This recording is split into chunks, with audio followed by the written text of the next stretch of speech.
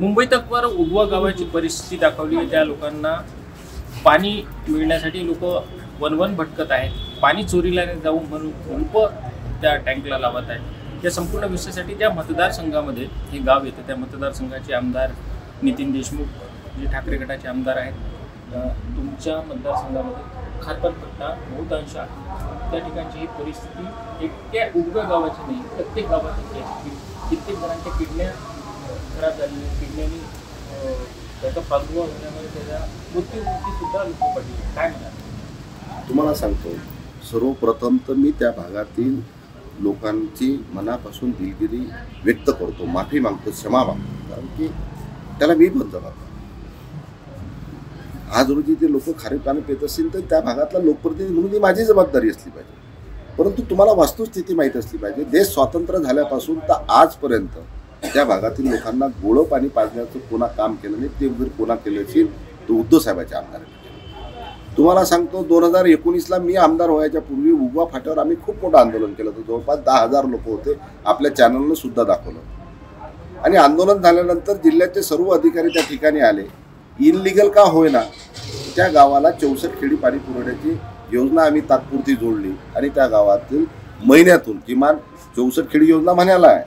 गाव पूर्व मतदारसंघामध्ये 64 खेडी योजना आहे, त्याच्यात ते माझ्या भागातले काही गाव आहेत, आगर वगैरे आहे, गांधीग्राम आहे, परंतु 1 महिना पाणी त्या भागातील लोकांना मिळत नाही। तुम्ही पाहिलं असेल गोपाल दातकरांचं जे आता आंदोलन झालं, त्यांच्यावर जे खोटे गुन्हे दाखल करण्यात आले ते पाण्यासाठीच करण्यात आले। एकीकडे शिवसेनेचा नेता आंदोलन करते, त्याच्यावर एखादा भारतीय जनता पार्टीचा नेता त्याच्यावर खोटे गुन्हे दाखल करण्यात अधिकाऱ्यांना प्रवृत्त करते। पाणी पाजण्याचं काम ते भारतीय जनता पार्टीचे नेते करतच नाहीत, परंतु जो कोणी करत असेल त्याच्यात अडथळा निर्माण करण्याचं हे लोक काम करतात। आणि त्यावेळेस 64 खेडी पाणी पुरवठा योजनेला आम्ही उगवा गाव जोडलं। आणि मी जेव्हा आमदार झालो, सर्वात पहिले जर कोणतं काम केलं असेल तर उद्धव साहेब मुख्यमंत्री असताना 69 खेडी पाणी पुरवठा योजना 225 कोटीची त्यावेळेस मंजूर केली। आणि जयंत पाटील साहेब मंत्री असताना त्यांच्याजवळून आरक्षण वाहन धरणावरून आरक्षण केलं आणि 200 खेडी योजनेचं काम त्यावेळेस सुरुवात झाली। महाराष्ट्रामध्ये बदल झाला, सत्तांतर झालं, एकनाथजी शिंदे महाराष्ट्राचे मुख्यमंत्री झाले, देवेंद्रजी उपमुख्यमंत्री झाले आणि देवेंद्रजी त्यावेळेस आपल्या जिल्ह्याचे पालकमंत्री झाले। ह्या जिल्ह्यातल्या नेत्याच्या सांगण्यावरून देवेंद्रजींनी त्या पिण्याच्या पाण्याला आरक्षणाला स्थगिती देवेंद्रजींनी दिली। ज्या अर्थी देवेंद्रजी ह्या जिल्ह्याचे पालकमंत्री आहेत, त्याचं कर्तव्य होतं की मी ज्या जिल्ह्याचं पालकमंत्री आहे त्या लोकांना पाणी पाजण्याचं त्याचं कर्तव्य होतं, उलट त्यांनी पाणी बंद करण्याचं काम देवेंद्रजींनी त्यावेळेस केलं। हे सर्व जिल्ह्याला, महाराष्ट्राला माहिती आहे।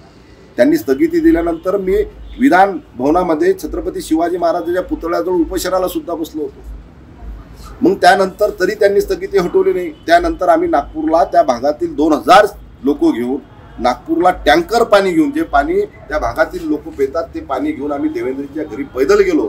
आमच्यावर खोटे गुन्हे दाखल केले, आम्हाला उचलून इथं आणण्यात आलं, तरी सुद्धा देवेंद्रजींनी त्याची स्थगिती हटवली नाही। नंतर आम्ही कोर्टात गेलो, ते कोर्टाची स्थगिती हटली आणि आज काम सुरळीत चालू आहे। जवळपास अजूनही सुद्धा 5-6 महिने ते काम पुरेल आणि 7 महिन्यानंतर त्या भागातील लोकांना निश्चितपणे गोळं पाणी भेटेल, याच्याबद्दल शंका नाही। परंतु जे तिरंगी झाले याला जबाबदार फक्त महाराष्ट्राचे त्यावेळेचे उपमुख्यमंत्री, आजचे मुख्यमंत्री देवेंद्रजी आहेत, कारण त्यांनी स्थगिती दिली होती। कदाचित देवेंद्रजींनी स्थगिती दिली नसती, सबका साथ सबका विकास धोरण जर त्यांच्या समोर ठेवलं असतं, त्यांनी जर हा विचार केला नसता की या जिल्ह्यातले लोक जे भारतीय जनता पार्टीचे नेते आपल्याला जे सांगतात त्यांचं जर त्यांनी ऐकलं नसतं तर निश्चितपणे आज रोजी ती योजना पुरी झाली असती आणि उगवावश्याला आज रोजी गोळं पाणी मिळालं असतं। जे आज रोजी गोळं पाणी मिळत नाही त्याला जबाबदार देवेंद्रजी आहे। आम्ही योजना केली, योजना सुरळीत चालू आहे, आता 7-8 महिन्यानंतर ते पाणी मिळेल।